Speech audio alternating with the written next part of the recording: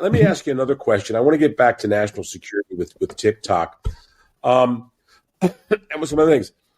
Where do you think the president? We see the president now with other social media companies.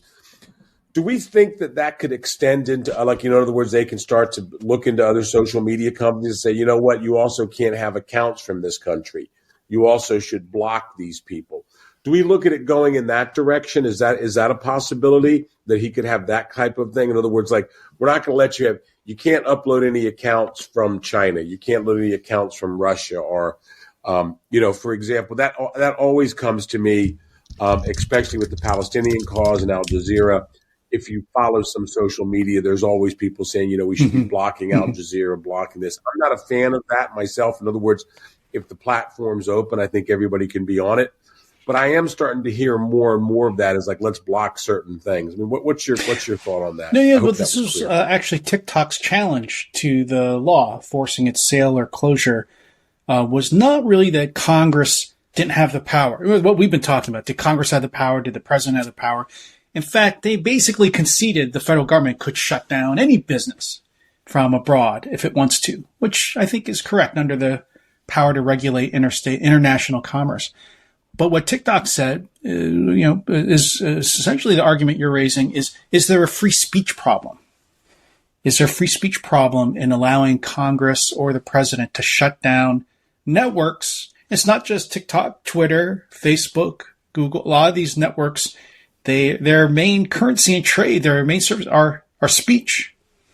Right? So the interesting thing that the Supreme Court said, which I think begins to address your question, is that in the TikTok case, all the law really did was to say foreigners can't own TikTok, right? If domestic people bought or ran something just like TikTok, that would be fine. It has nothing to do with what's being said on TikTok.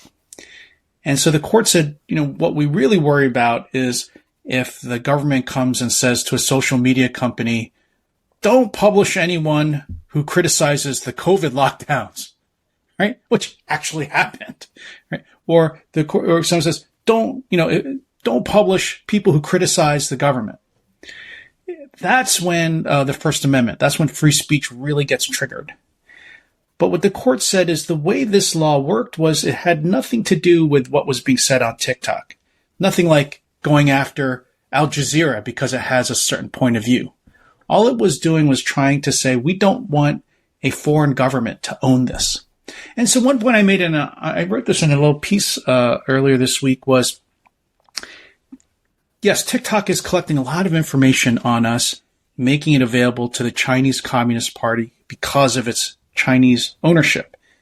I'm not saying that companies can't collect that information. Google, right? Facebook, Twitter, they're all collecting similar, Amazon, Microsoft, they're all collecting information on all of us too. The government is not trying to stop that. All it's trying to do is to stop foreigners from having access to that. That's the national security link that allows Congress and president to do this.